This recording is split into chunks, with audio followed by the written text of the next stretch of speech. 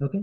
सो आप में से जिन बच्चों ने अभी ये भरा नहीं है फॉर्म, उनके लिए वैसे एक खुशखबर है कि बहुत ज़्यादा चांस ये है कि जो 29 सितंबर को वक्फ बोर्ड को एक अल्टीमेटम दिया गया है कि आर्टिकल 15 के तहत हम किसी भी एग्जामिनेशन में कैंडिडेट्स इस पर्टिकुलर रिलीजन से बिलोंग होना चाहिए ऐसा नहीं कह सकते हैं। सो जो इस एग्जामिनेशन में बताया गया था, जैसा कि आई होप कि आप में से हर किसी ने नोटिफिकेशन देखा होगा। सी, यहाँ पर बताया गया था जो पात्रता होती है यानी क्वालिफिकेशन होता है, उस क्वालिफिकेशन में ये बताया गया था कि अर्जदार हा मुस्लिम असावा। इसकी मीनिंग ये होती है कि जो कैंडिडेट है वो कैंडिडेट मुस्लिम होना चाहिए। इस तरीके से किसी भी फॉर्म में दिया देना हमारे सेकुलर कंट्री के कॉन्स्टिट्यूशन में नहीं बैठता। इस वजह से इस चीज के ऊपर किसी ने केस कर दी है और उस केस का अल्टीमेटम 29 ऑफ सितंबर को रखा गया है। सो उसके बाद बहुत ज्यादा चांसेस ये है कि एग्जाम फॉर्म भरने की डेट बढ़ी जा सकती है और इसके चांसेस बहुत ही ज्यादा है। सो अगर आपके किसी दोस्त ने अभी भी ये फॉर्म नहीं भरा है, तो जो 29 सितंबर को रिजल्ट आएगा उसके बाद आगे की चीजें तय होगी। हमारा सबसे मेन पॉइंट ये है कि आप में से बहुत सारे बच्चों से हमने पर्सनली कॉल किए, हमने आपसे ये सवाल पूछे कि आखिर क्या आपको एग्जामिनेशन के बारे में कुछ जानकारी है या नहीं, एग्जामिनेशन के ताल्लुक से आप किस चीज से परेशान हो या फिर आपके पास कौन सा गाइडेंस की आपको जरूरत है। आज का जो अपनी मीटिंग है, हमारी इस मीटिंग में हम इन्हीं सब चीजों को लेकर बात करने वाले हैं। सो आप में से अगर किसी के कुछ डाउट्स है तो वो अभी भी हमें शेयर कर सकते हैं ताकि हम उन डाउट्स के ऊपर बात करेंगे। सो अभी 9:08 हो रहा है। So if you want to share your doubts we are giving you next 2 minutes. Okay, या 3 मिनट ले लीजिए प्लीज। आप 3 मिनट में अपने जो भी डाउट्स है वो सेंड कर दीजिए। 3 मिनट के बाद आपने हमारे तक जो आपके डाउट्स सेंड किए उन डाउट्स के बारे में और ये एग्जामिनेशन का पैटर्न किस तरीके से रहने वाला है, ये एग्जाम किस बेसिस पे होने वाले, इसके बारे में इसके बारे में हम बात करने वाले हैं। Okay. So if you have any doubts please do send it to us. आप हमें मैसेज भी कर सकते हैं, लेकिन अगर आप हमें यहाँ पर मैसेज कर देंगे यहाँ पर चैट में तो वो ज्यादा बेहतर होगा। बोलना चाहते तो बोल भी और देते। आप बोलना चाहते तो बोल भी सकते हैं, या it's up to you.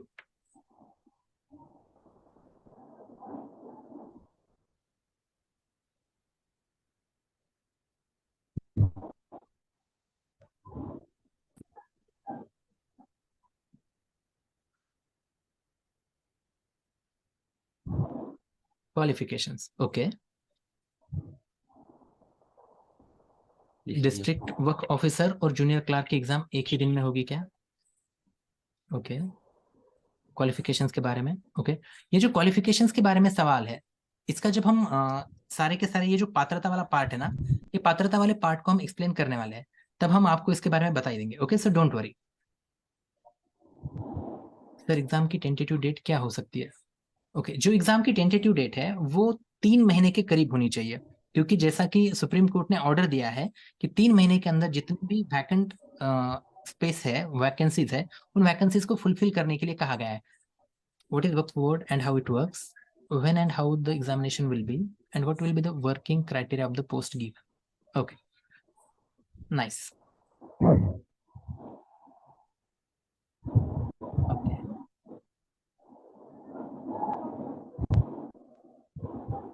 So we will start. Okay.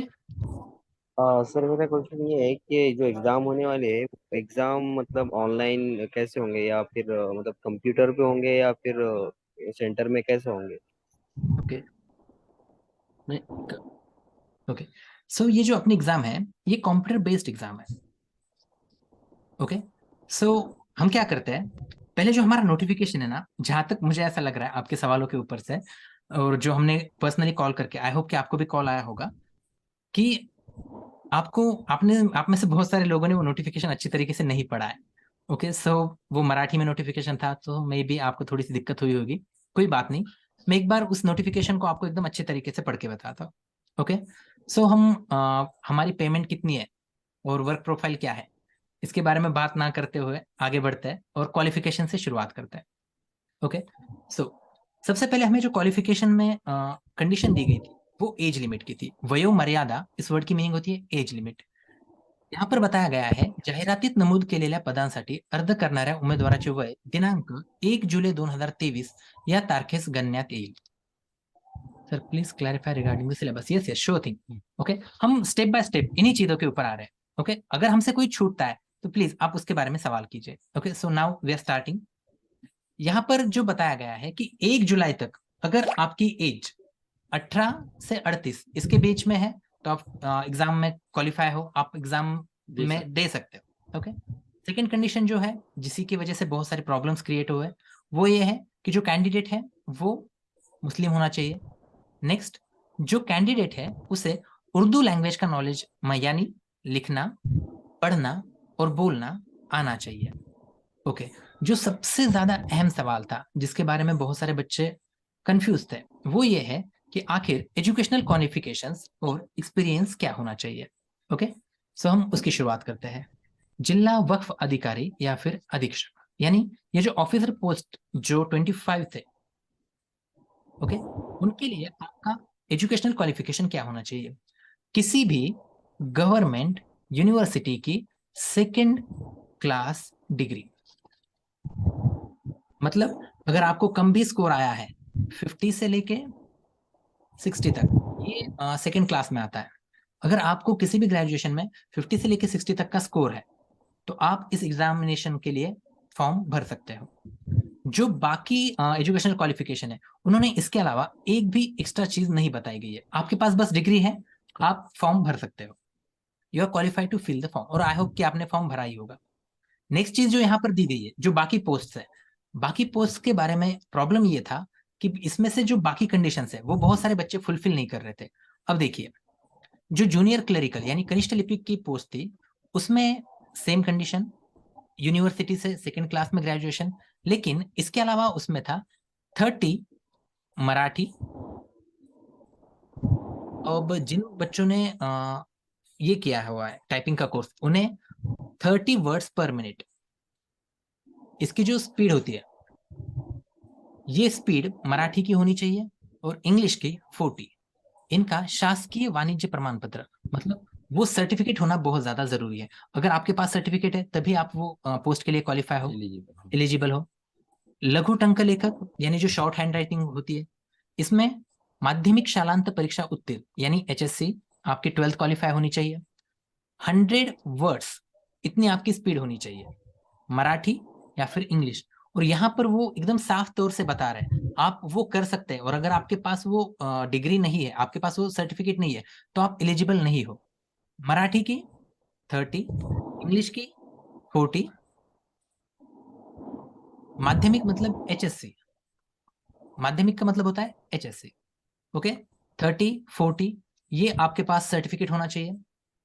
अभियंता के लिए आपको बताया गया है कि जो स्थापत्य अभियांत्रिकी शाखा, मतलब सिविल इंजीनियरिंग की आपके पास डिग्री होनी चाहिए.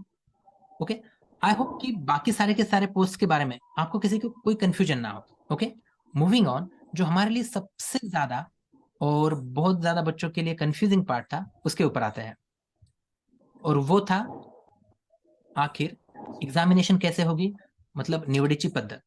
ओके, सो सबसे पहले तो मराठी और इंग्लिश इन्हीं दो मीडियम में से संगणक प्रणाली द्वारा ऑनलाइन परीक्षा वस्तुनिष्ठ बहुपर्यायी स्वरूपात घेण्यात येईल. अब देखो, बहुत सारे जो आपको बुक्स आप ले रहे हो या फिर आपसे आपको जिस किसी का भी गाइडेंस मिल रहा है, प्रॉब्लम ये है वो आपको उर्दू में क्वेश्चंस बता रहे हैं, राइट. उर्दू में आपको क्वेश्चंस नहीं आने वाले. सबसे पहले तो आपको इस बात की एकदम क्लैरिटी रखनी है. मराठी और इंग्लिश इन्हीं दो मीडियम में आपको सवाल आने वाले हैं, और जो सवाल आने वाले हैं वो वस्तुनिष्ठ बहुपर्यायी स्वरूप में होंगे. वस्तुनिष्ठ मतलब क्या, मल्टीपल चॉइस क्वेश्चन, MCQ आने वाले हैं. और संगणक प्रणाली, इस वर्ड की मीनिंग होती है कंप्यूटराइज टेस्ट होने वाली है. ओके, सो आई होप कि आपको इसके बारे में तो एकदम क्लियर हो चुका हो. ऐसा मत सोचिए कि उर्दू में पेपर आने वाला है. पेपर बिल्कुल भी उर्दू में नहीं आएगा. पेपर जो आएगा मराठी और इंग्लिश में आएगा, और कंप्यूटर बेस्ड पेपर होगा. और कहाँ पर होगा, जैसे कि आपने एग्जाम फॉर्म भरा हुआ है वहां पर हर एक जिले में एक हेड ऑफिस उन्होंने तय करके दिया है, और वहां पे आपकी एग्जाम होगी, कंप्यूटर बेस्ड ऑनलाइन एग्जामिनेशन. अब देखिए, यहाँ पर क्वालिफिकेशन के लिए उन्होंने 45% मार्क्स इतना रखा है. अब सबसे पहले तो आपको इस बात की क्लैरिटी चाहिए कि जो टोटल पेपर है वो 200 मार्क्स का होने वाला है, राइट। 200 मार्क्स में से 45% यहाँ पे दिया हुआ है, 45%। उन्होंने 45 मार्क्स नहीं दिया है, 45%, 45% ऐसा लिखा हुआ है। इसका मतलब होता है 90। आपको अगर 90 मार्क्स आते हैं, अगर आपको 200 मार्क के एग्जाम में अगर आपको 90 मार्क्स आते हैं तो ही वो आपको एलिजिबल बोल के कंसिडर करेंगे। यहाँ पर एकदम साफ भाषा में दिया हुआ है, ऑनलाईन परीक्षेत प्राप्त गुणांच्या आधारे गुणवत्तेनुसार उमेदवारांची निवड केली जाईल। मतलब मार्क्स के बेसिस पे ही आपको लिया जाएगा। गुणवत्ता यादीत यानी मेरिट लिस्ट में अगर आपको इंक्लूड होना है तो कम से कम कैंडिडेट को 45% मार्क्स आना बहुत ज्यादा जरूरी है। अब जब सिलेबस की बात करते हैं, जब हम सिलेबस की बात करते हैं तो सबसे पहले हम जिला वक्फ अधिकारी, कनिष्ठ लिपिक, लघु टंक लेखक, इन तीनों पोस्ट के लिए सेम उन्होंने सिलेबस दिया हुआ है। उन्होंने बताया है मराठी के 10 क्वेश्चंस रहने वाले हैं, 20 मार्क्स। Carrying 20 marks. इंग्लिश के सेम 10 क्वेश्चंस, उर्दू के भी सेम 10 क्वेश्चंस, जीके यानी जनरल नॉलेज के यहाँ पर हमें 35 क्वेश्चन देखने को मिलने वाले, और मेंटल एबिलिटी के हमें 35 क्वेश्चन देखने को मिलने वाले। ओके, हम इसे थोड़ा सा इलेबोरेट करते हैं। नेगेटिव मार्किंग का कुछ भी मेंशन नहीं किया हुआ है। सो हम ऐसा पकड़, देखिए जब भी कोई भी एग्जाम होती है और उस एग्जाम में अगर उसके बारे में जिक्र नहीं किया गया है तो वो चीज नहीं है, ये कंसिडर करके चलना है। ओके, तो अगर उन्होंने नेगेटिव मार्किंग है ऐसा नहीं कहा है तो इसका सीधा मतलब है कि नेगेटिव मार्किंग नहीं है। ओके, सो सबसे पहले मराठी, मराठी के 10 क्वेश्चंस है, English same 10 questions, Urdu 10 questions, GK 35 और मेंटल एबिलिटी के 35 क्वेश्चंस है। ओके, अब एक बात समझ के लीजिए, हमें यहां पर कोई भी डिटेल सिलेबस नहीं दिया हुआ है। आपको सबसे पहले ये बात समझ के लेनी है, उन्होंने आपको डिटेल सिलेबस नहीं दिया है, और किसी भी एग्जामिनेशन में डिटेल सिलेबस नहीं दिया होता है। आपको बस सब्जेक्ट का नाम बताया जाता है। यहाँ पर हर एक क्वेश्चन के 2 मार्क्स है। तो फिर अब अपने जहन में ये सवाल आता है कि आखिर हम किस तरीके से इसका प्रिपरेशन करें। सर मराठी का 10 मार्क का आने वाला है? नहीं, मराठी का 20 मार्क्स का आने वाला है। हर एक क्वेश्चन के 2 मार्क्स रहेंगे। सो मराठी के 20 मार्क्स का पेपर रहेगा, इंग्लिश का सेम 20 मार्क्स। तो फिर इसका प्रिपरेशन कैसे करें? अगर आपने नोटिफिकेशन अच्छी तरीके से पढ़ा है तो आपको ये बात पता चलेगी कि यहाँ पर उन्होंने नीचे एक्सप्लेन करते हुए कहा है की परीक्षेचा दर्जा भारतातील मान्यता प्राप्त विद्यापीठांच्या पदवी परीक्षेच्या दर्जाच्या समान राहील। दर्जा इस वर्ड की मीनिंग होती है क्वालिटी। एग्जाम की जो क्वालिटी होगी वो इंडिया में के जो मान्यता प्राप्त मतलब जिनको सर्टिफिकेशन मिला है ऐसे यूनिवर्सिटी के पदवी परीक्षा यानी ग्रेजुएशन, जो ग्रेजुएशन लेवल पर होगा उस लेवल पर बाकी जो भी सब्जेक्ट्स है, कौन से जीके रहो या फिर मेंटल एबिलिटी रहो, इनके अंदर जो ग्रेजुएशन लेवल की डिफिकल्टी लेवल है वो आपको देखने को मिलेगी। पर मराठी, इंग्लिश, उर्दू का भी ग्रेजुएशन लेवल है। उर्दू, जीके और एमए इन तीनों का ग्रेजुएशन लेवल है।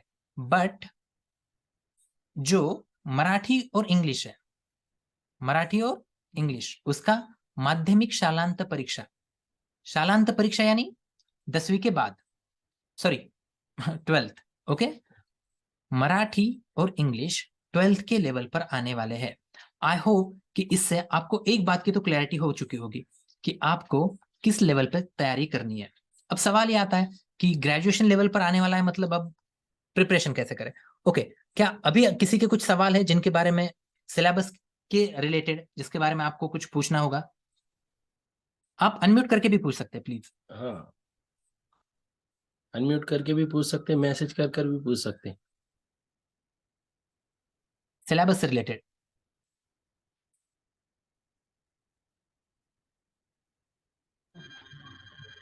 Hello sir. जी, कोई बुक्स रेफर कर सकते हैं, सजेस्ट कर सकते हैं सर आप जीके के लिए, मेंटल एबिलिटी के लिए? ओके। सो फरहान, आपका जो सवाल है इस सवाल के बारे में हम ये कहना चाहेंगे कि देखिए जो सिलेबस उन्होंने दिया है वो सिलेबस में वो कोई भी एक पर्टिकुलर बोर्ड की बात नहीं करते, वो ऐसा नहीं कह रहे कि आपको एनसीईआरटी बोर्ड लेना है या फिर और कोई बोर्ड लेना है। अगर आप मुझे जीके के लिए पूछते हैं तो टू बी ऑनेस्ट मैं आपको यही कहूंगा कि जो बहुत सारी ऐसी बुक्स मिलती है जिनके अंदर बोर्ड का क्या कहेंगे, स्टेट बोर्ड का जो सिलेबस रहता है फर्स्ट से लेके 12 तक, वो पूरा का पूरा दिया हुआ होता है इन नोट्स फॉर्म, शॉर्ट पॉइंट्स के फॉर्म में दिया हुआ होता है। अगर आप उन बुक्स को फॉलो करते हैं तो आपको जीके में अच्छा स्कोर करने में मदद होगी। But let me B very much clear, GK में सिर्फ 1 या 2 सब्जेक्ट नहीं आते हैं। ओके, आई थिंक हमने वो ग्रुप पे डाला भी था, अगर आपने देखा होगा तो, कि जीके में हिस्ट्री भी आएगा, जीके में पॉलिटी भी आएगा, जीके में ज्योग्राफी भी आएगा, इवन जीके में करंट अफेयर्स भी आएगा। ये सारा के सारा पार्ट हमें जीके में देखने को मिलेगा। Okay, so you need to be very much clear कि आप अगर ऐसा सोच रहे हो कि मैं कोई एक बुक ऐसी ले लूंगा और वो बुक मुझे मैजिकली सारे का सारा सवालों के जवाब दोगी, तो कॉम्पिटिटिव एग्जाम में ऐसा बिल्कुल भी नहीं होता है। You need to be very much clear about this. आप कोई भी एक बुक जो आपको अच्छी लगती है, वैसे तो एनसीईआरटी का सिलेबस क्रक्स में दिए वाली बहुत सारी बुक्स आपको मिल जाएगी, वो एक बुक, कोई भी एक बुक, ट्रस्ट में अगर आप बहुत ज्यादा बुक्स के ऊपर डिपेंड करोगे तो आपको समझने में बहुत ज्यादा दिक्कत होगी। सो कोई भी एक बुक जिसके अंदर सारा का सारा सिलेबस दिया हुआ है, आप ऐसी कोई बुक ले लीजिए। और जब करंट अफेयर्स की बात आती है तो ये एग्जाम आईबीपीएस कंडक्ट कर रहा है, इस चीज के ऊपर आपको बहुत ज्यादा ध्यान देना है।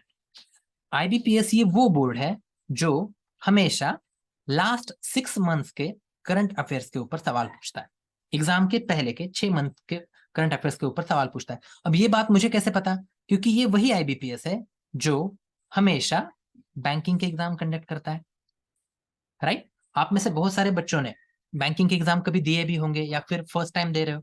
आप में से बहुत सारे स्टूडेंट्स ने ऐसा कहा कि आपका फर्स्ट टाइम है एग्जाम देने के लिए। ओके, सो जो फर्स्ट टाइमर है उनके लिए क्या क्या करना है इसके बारे में भी हम गाइडेंस देंगे, लेकिन उससे पहले क्या सिलेबस से रिलेटेड आपका और कोई सवाल है?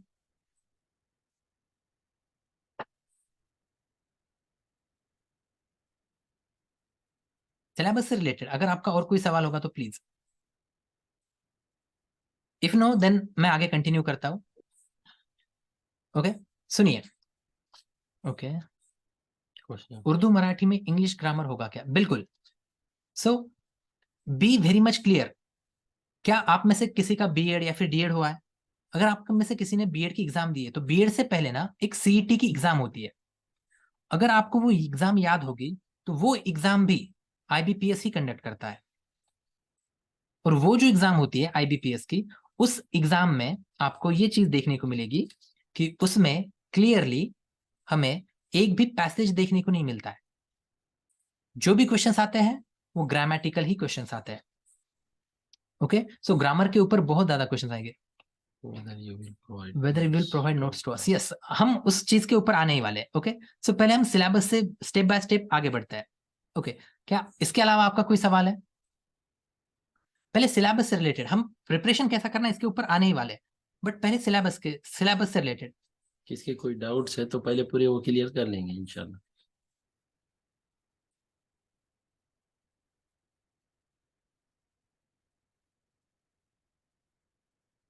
रीजनिंग में 35 क्वेश्चंस के मैथ के भी क्वेश्चंस रहेंगे क्या? बिल्कुल। देखिए, उन्होंने ना एक बहुत खास वर्ड इस्तेमाल किया है। उन्होंने जो वर्ड इस्तेमाल किया है ना, उन्होंने वर्ड इस्तेमाल किया है मेंटल एबिलिटी। यहाँ पर अगर आप नोटिफिकेशन अच्छे से देखते हैं तो आपको यहाँ पर देखने को मिलेगा कि यहाँ पर जो उन्होंने वर्ड इस्तेमाल किया है वो है मेंटल एबिलिटी, बौद्धिक चाशनी।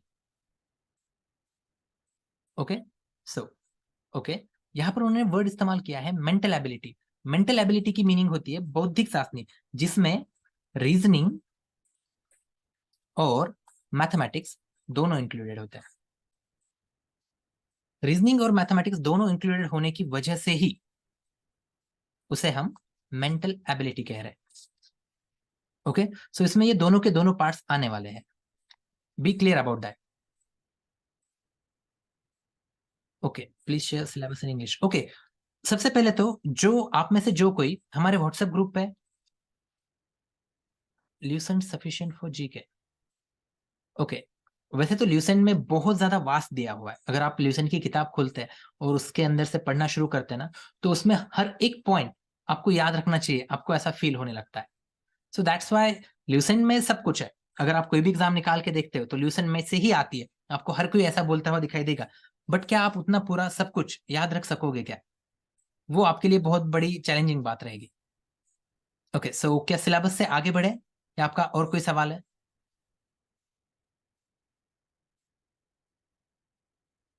Okay, so syllabus is clear, तो हम आगे बढ़ते हैं। चलिए, तो अब सबसे बड़ी बात आती है स्टडी मटेरियल की। जो स्टडी मटेरियल बहुत सारे अवेलेबल ही नहीं है, राइट?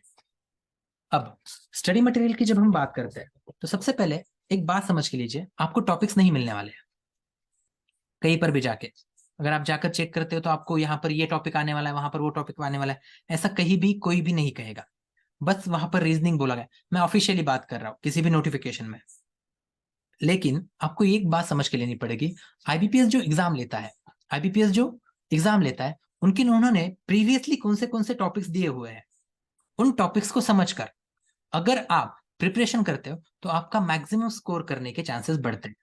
जैसा कि आपने ये देखा ही होगा अपने ग्रुप पे कि रीजनिंग में अब तक पिछले, अगर हम जो टीसीएस ने एग्जाम ली है तलाटी की, महाराष्ट्र में ही, आप सबको हर कोई महाराष्ट्र से है, सो तलाटी की जो एग्जाम ली है, अगर आप उस एग्जाम का एनालिसिस करते हैं तो आपको ये देखने को मिलेगा कि रीजनिंग में जितने भी क्वेश्चंस आए हैं वो ज्यादातर questions number series, coding, letter series, directions, relationships, inequality, Venn diagram, position और सिटिंग अरेंजमेंट, इन्हीं चीजों के ऊपर आया है। हाँ, तलाटी की एग्जाम शुरू है कंटिन्यूअसली। ओके, सो इन्हीं सब चीजों के ऊपर से सारे के सारे क्वेश्चंस आए हुए, राइट? सो आपको एक बात दिमाग में रखनी है कि कम से कम अभी वन विभाग की पेपर हुए हैं, वन विभाग के पेपर हुए हैं, हाँ वन विभाग के भी पेपर हुए होंगे, लेकिन तलाटी के भी पेपर शुरू है। ओके, अगर आप थोड़ा सा फॉलोअप लेते हैं तो आपको देखने को मिलेगा। So the thing is that कि ये जो टॉपिक्स है, इन टॉपिक्स के ऊपर आपको ज्यादातर क्वेश्चन देखने को मिलते हैं। क्या रीजनिंग में इसके अलावा भी टॉपिक्स आते हैं? हाँ, इसके अलावा भी डेटा सफिशिएंसी का टॉपिक आता है, और इसके अलावा सिलोगिज्म का टॉपिक आता है। ओके, मैंने तलाटी का दिया है भाई, अल्हम्दुलिल्लाह, बहुत अच्छे गए। Okay, congratulations. So the thing is that अगर आपने तलाटी का पेपर दिया है तो आपने देखा होगा कि इन उस एग्जाम में भी यही टॉपिक्स थे रीजनिंग के लिए। भले ही रीजनिंग वहां पर तलाटी की एग्जाम टीसीएस ने ली हो, टीसीएस और आईबीपीएस दोनों को एग्जामिनेशन का टॉपिक लेवल सेम होता है, बस टीसीएस की डिफिकल्टी लेवल थोड़ी सी ज्यादा होती है। आपको ये बात पता है अगर आपने कभी बैंकिंग के एग्जामिनेशन दिए होंगे तो। सो यही वो 9 टॉपिक्स है जिनको आपको सबसे पहले क्लियर करना है। ये रीजनिंग के अगर आप टॉपिक्स क्लियर करते हो, पेपर कौन सा लैंग्वेज में आएगा? ओके, जैसे कि हम शुरुआत में ही डिस्कस कर चुके हैं, पेपर इंग्लिश और मराठी में आएगा, पेपर उर्दू में बिल्कुल भी नहीं आने वाला है। सिर्फ ये उर्दू के क्वेश्चन। सिर्फ उर्दू के क्वेश्चंस उर्दू में आएंगे। Okay, this will be a CBT, computer based test. Okay, so क्या आप रीजनिंग के बारे में क्लियर हो? देखिए, वक्फ के जो एग्जाम्स है वो एग्जाम्स का अभी एक पर्टिकुलर डेट हमें नहीं आई है। सुप्रीम कोर्ट ने कहा था कि 3 मंथ्स में उसे क्लियर करना है। सो हम ये अज्यूम करके चल रहे थे कि अगस्त से लेके अगले 3 महीने में ये एग्जाम हो जाएगी, लेकिन अभी जो बीच में मसला शुरू है, उस मसले की वजह से चांसेस बहुत ज्यादा ये है कि ये और ज्यादा थोड़ा सा पेंडिंग में चला जाए। तो कम से कम 3 से 4 महीने पकड़ के चलिए। Okay, apart from that reasoning के ये 9 टॉपिक्स, उनके बाद आपको क्वांटिटेटिव एप्टीट्यूड में, मतलब मैथमेटिक्स में, वर्क और time, speed, distance and time, boat, railway से रिलेटेड, सिंप्लीफिकेशन से related, simple interest, compound interest, percentage, average, ratio और प्रोपोर्शन, प्रॉफिट और लॉस, असर्शन और रीजन, इन सबसे रिलेटेड क्वेश्चंस आने वाले हैं। ओके, सो अभी कौन से टॉपिक्स आने वाले, हम बस उन्हीं के बारे में डिस्कशन कर रहे हैं। ओके, इसके अलावा क्या किसी की कोई डिफिकल्टीज है? क्या क्या पार्ट इस मेंटल एबिलिटी में इंक्लूडेड है इसके बारे में? Okay, I hope not. So Urdu के बारे में आकिब सर बताएंगे कि उर्दू में क्या क्या पार्ट आने वाला है। Okay, so please to you Aqib sir. Urdu के अंदर जैसा कि जो कवायद की ग्रामर की हमारे पास बुक है, तो आपने देखा है कि हुर्फ तेजी, जिसमें हुर्फ इल्लत हो गए, वावेल्स हो गए, और वावेल्स के साथ कॉन्सोनेंट है, ये सारे पार्ट आने वाला है। फेल, फाइल, मफूल, जुमले की किस्में हैं। फिर कवायद से रिलेटेड 12th तक जितना भी पार्ट है, अभी तक आप पेपर अगर देखते हैं, जितने भी कॉम्पिटिटिव एग्जाम हुए, तो उन सब चीजों का जो है तो उसके अंदर कवायद जो है तो पूरी तरीके से आने वाले। ओके, सो उर्दू के में ये पूरा पार्ट आने वाला है।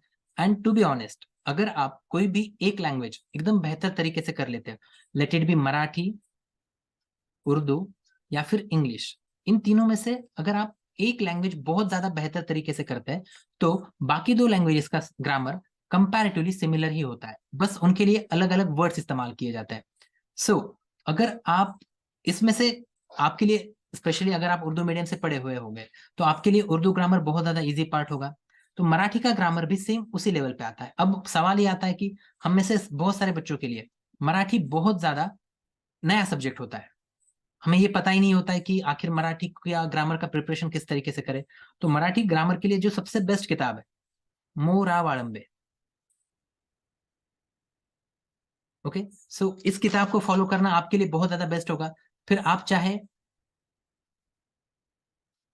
वक्फ बोर्ड के लिए प्रिपरेशन करो, या फिर एमपीएससी के लिए, या फिर किसी भी एग्जाम के लिए, सो इस किताब को फॉलो करना बहुत ज्यादा सही रहेगा। लेकिन ये किताब आपको तभी इस्तेमाल करनी है अगर आपको मराठी में लिखा हुआ हर एक चीज समझ में आती होगी। तो अगर आपको समझ में नहीं आती है, तो आपको किसी ना किसी टीचर से ही गाइडेंस लेना पड़ेगा। इसके अलावा इंग्लिश, इंग्लिश ये जो सब्जेक्ट है, अब देखिए, इंग्लिश सब्जेक्ट के ऊपर आपके जो बाकी दोनों सब्जेक्ट्स हैं, कौन से? इंग्लिश के ऊपर ही आपका जीके, जीके उतना ज्यादा नहीं, बट मेंटल एबिलिटी में क्वांटिटेटिव एप्टीट्यूड और रीजनिंग, ये दोनों के दोनों आपकी इंग्लिश के अंडरस्टैंडिंग के ऊपर ही डिपेंड होंगे। क्योंकि इंग्लिश के क्वेश्चंस इस तरीके से आते हैं, मेंटल एबिलिटी में, क्वांटिटेटिव एप्टीट्यूड में और रीजनिंग में क्वेश्चंस इस तरीके से आते हैं। अगर आपने कभी कोई ब्लड रिलेशन का क्वेश्चन सॉल्व किया है, तो मैं एक एग्जांपल के लिए क्वेश्चन लेना चाहूंगा ताकि आपको वो उसकी लेवल ही समझ में आ जाए। Okay, just give me a minute. एक क्वेश्चन से आपको आखिर किस लेवल पे क्वेश्चन आते हैं ये समझ में आएगा।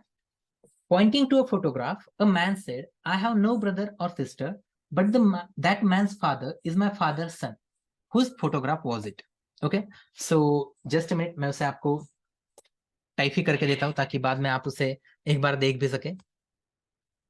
Okay, just give me a minute.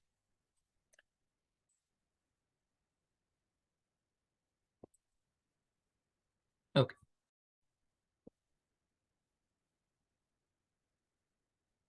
pointing to a photograph,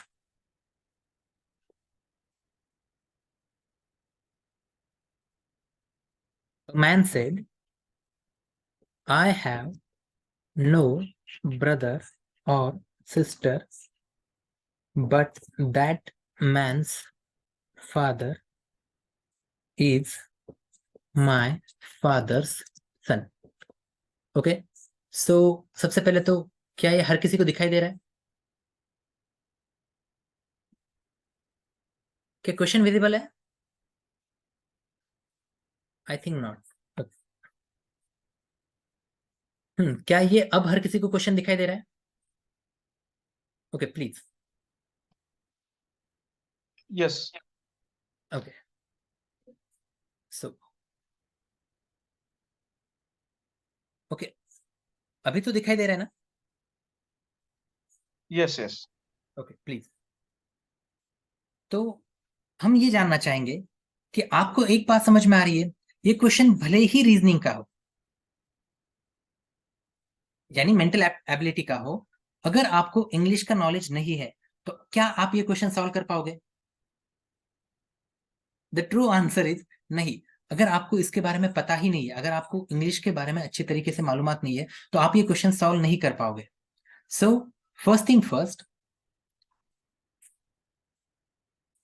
yes, very good, correct. So बात यह है कि अगर आप जब तक इंग्लिश के बारे में, इंग्लिश को अच्छे तरीके से नहीं समझते हैं, तब तक आप ये एग्जामिनेशन क्वालिफाई नहीं कर सकोगे। ओके, सो हम चाहते हैं कि एक सवाल आया था कि क्या आप 2 महीने में इस एग्जाम को क्वालिफाई कर सकते हो क्या? ओके, तो इसका रियल आंसर ये है कि आपके पास कम से कम 4 महीने मिलने वाले हैं आपको प्रिपरेशन के लिए। ओके, सो 4 महीने मिलने वाले हैं, सो बी रेडी कि आपको उतना टाइम मिलने ही वाला है। क्या मैं ऑडिबल हूँ? मेरी आवाज नहीं यार किसी को? हेलो, ओके, सो आपको 4 मंथ्स मिलने वाले हैं।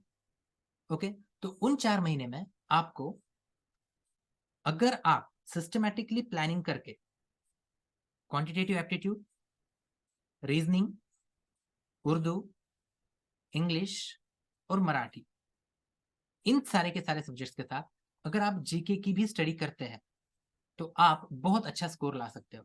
एंड ट्रस्ट मी, किसी भी कॉम्पिटिटिव एग्जाम में आपको 100% स्कोर नहीं करना होता है। जैसा कि आपने यहाँ पर भी देखा, अगर आप बस 45% स्कोर कर लेते हो तो आप आगे बढ़ने के लिए कैपेबल हो, आप उस मेरिट लिस्ट में आ सकते हो। सो क्वांटिटेटिव एप्टीट्यूड और रीजनिंग, इन दोनों के 35 क्वेश्चंस, उर्दू के 10, मराठी इंग्लिश के 10। अगर आप, जीके को हमें बिल्कुल भी छोड़ना नहीं है, but I am saying this, अगर आप बस इन 2 सब्जेक्ट के ऊपर फोकस इन, ओके, क्या मेरी अभी आवाज आ रही है? Hello, okay, let me check once. Okay, I think कि अब वॉइस का इशू नहीं होगा। अब एक बात देखिए, अगर आप इस चीज के ऊपर फोकस करते हैं कि ये जो 35 क्वेश्चंस है और रीजनिंग लैंग्वेजेस के 30 क्वेश्चंस है, यही क्वेश्चंस मिलाकर यहाँ पर हमें 65 क्वेश्चंस देखने को मिलता है। और ये 65 क्वेश्चंस मल्टीप्लाइड बाय 2, ओके, सो यहाँ per your Audible is very, okay, thank you, हाँ आवाज आ रही है। यही पर आप 130 मार्क्स कवर कर ले रहे हो, और ये आपको कोई भी एग्जाम क्वालिफाई करने के लिए बहुत अच्छा स्कोर है। ट्रस्ट में, जीके की बात, जीके आप जब, अगर आप जीके डेली पढ़ते हो तो ट्रस्ट में जीके के भी 35 में से 15 से 20 क्वेश्चंस पास कर लेना कोई बड़ी बात नहीं है। बस एक ही सबसे इंपॉर्टेंट चीज है, वो है कंटिन्यूएशन। अगर आप कंटिन्यूअसली स्टडी करते हो तो ट्रस्ट में आपका बहुत अच्छा स्कोर आएगा। सबसे इंपॉर्टेंट बात यही है। बट अगर आप रेगुलरिटी और पंक्चुअलिटी रखते हो तभी आप ये सारी की सारी चीजें कर पाओगे। सो आई होप कि आपको किस तरीके से करना है और क्या करना है ये बात तो क्लियर हुई होगी।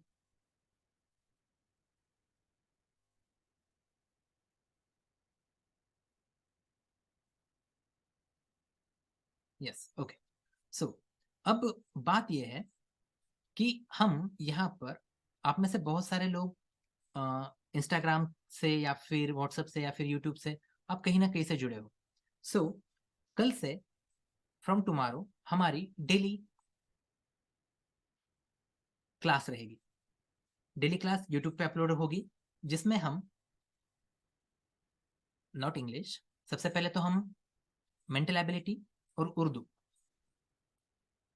यहाँ से हम 35 क्वेश्चंस और उर्दू से हम 10 क्वेश्चंस, और उर्दू के साथ साथ और मेंटल एबिलिटी के साथ साथ अगर वक्त उतना मिलता है तो हम इंग्लिश की भी बैच लेने वाले हैं, ताकि आपका मिनिमम 55 क्वेश्चंस का जितना भी प्रिपरेशन हो वो पूरा का पूरा प्रिपरेशन हम करा दे।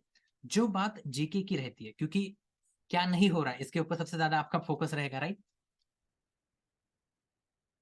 ओके, एक बार प्लीज आपके नेट को कनेक्ट कर चेक कर लीजिए, वॉइस बाकी सबके लिए क्लियर है। ओके, सो जो जीके के लिए है, तो हम चाहेंगे कि जीके के लिए जितना हो सके आप करंट अफेयर्स और उससे रिलेटेड बुक्स रीड करना शुरू कर दीजिए, क्योंकि पूरा का पूरा ग्रेजुएशन तक का सिलेबस इन 4 महीने में आपको टीच करना पॉसिबल नहीं होगा। इज उर्दू क्वेश्चन कंपलसरी और optional because I am Marathi medium? Okay, Urdu questions compulsory है। देखिए, सबसे खास बात क्या है पता है इस एग्जाम की? इसमें नेगेटिव मार्किंग नहीं है। ओके, जब नेगेटिव मार्किंग नहीं होती है तो तुक्का हम मार सकते हैं। उर्दू बोलना, पढ़ना, लिखना हाँ, कितना ये जरूरी है। कंडीशन बहुत ज्यादा जरूरी है। देखिए, इससे पहले वक्फ बोर्ड की एग्जाम ही नहीं हुई है, प्रीवियस ईयर क्वेश्चन पेपर्स मिलने की बात ही नहीं है, आपको कहीं पर इसके क्वेश्चंस नहीं मिलेंगे। और अगर आपसे कोई कह रहा है कि हम आपको क्वेश्चंस दे रहे हैं तो वो आपसे झूठ बात कर रहा है। हाँ, आईबीपीएस के क्वेश्चंस मिलेंगे, आईबीपीएस के क्वेश्चंस आपको कहीं पर भी मिल जाएंगे, ओके, उसका कोई इशू नहीं है। आईबीपीएस के क्वेश्चंस आपको 100% मिल जाएंगे। अगर आप तलाठी या फिर ऐसे किसी एग्जाम के क्वेश्चन पेपर भी देख लेते ना, तो भी आपको वो मिल जाएंगे। ओके, सो मेन इंपॉर्टेंट बात ये है कि कल से हमारे डेली क्लासेस शुरू होगी, जिसमें हम mental ability Urdu, mental ability में हम आपको रीजनिंग और उसी के साथ साथ क्वांटिटेटिव एप्टीट्यूड यानी मैथमेटिक्स, इसका पूरा का पूरा गाइडेंस करेंगे। और इन दोनों गाइडेंस के साथ तो सर ऐसे चांसेस रीचिंग क्या आईबीपीएस के क्वेश्चंस रिपीट होंगे? देखिए, आईबीपीएस में कभी क्वेश्चंस रिपीट नहीं होता है। ओके, उनके पास जो क्वेश्चन बैंक है वो बहुत बड़ा है। ओके, सो ऐसा मत सोचिए कि क्वेश्चंस रिपीट होंगे। ओके, सो पहले मैं मेरी बात कंप्लीट कर लूं। सो हमारे लेक्चर शुरू होने वाले हैं, जिसमें हम रीजनिंग और क्वांटिटेटिव एप्टीट्यूड आपको एकदम बेसिक से सिखाने वाले हैं, ताकि जो फर्स्ट टाइम लर्नर है वो लर्नर भले ही इस एग्जाम में शायद कम स्कोर करे या फिर क्वालिफाई हो जाए फर्स्ट अटेम्प्ट में, that will be really great, but उन सारे के सारे लर्नर को एकदम बेस से हर एक चीज, ताकि वो नेक्स्ट जब इस ऑफिसर की पोस्ट से भी बड़ी पोस्ट के लिए सोचे तो वो उनके लिए गाइडेंस रहे। इस वजह से हम डेली एकदम बेस से यूट्यूब पे बैच लेने वाले हैं। अगर आप अभी यूट्यूब के चैनल को ज्वाइन नहीं किए, सब्सक्राइब नहीं किए, तो प्लीज वो कर लीजिए। जितने भी हमारे डेली अपडेट्स है वो सारे के सारे डेली अपडेट्स आपको हमारे व्हाट्सएप ग्रुप पर मिलते जाएंगे। आपको आप हमारे इंस्टा ग्रुप से भी जुड़ना है, क्योंकि वहां पर जो भी इससे रिलेटेड पोस्ट है हम वो सारे के सारे पोस्ट वहां पर डालते चलेंगे। और आपकी जो भी क्वेरीज है, क्योंकि आपकी क्वेरीज जब तक आप हम तक नहीं पहुंचाओगे, क्योंकि जब हम यूट्यूब पे क्लासेस लेने वाले हैं तो यूट्यूब पे क्लासेस सिर्फ वन वे होती है, आप कमेंट करते हो तो हम आपसे डायरेक्टली बातचीत नहीं कर सकते। ओके, सो आपको ये काम करना है कि सबसे पहले तो यूट्यूब चैनल को लाइक कीजिए, शेयर कीजिए, सब्सक्राइब कीजिए, वो सारी की सारी चीजें फिर से दोहराने की जरूरत नहीं है। बट आपके जितने भी क्वेरीज है वो सारे के सारे क्वेरीज जितना जल्दी हो सके उतना जल्दी हम तक पहुंचा दीजिए। क्या इसके अलावा आपका कोई सवाल है?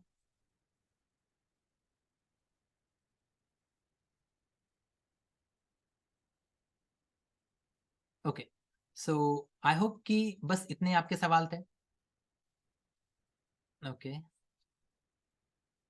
Share WhatsApp detail.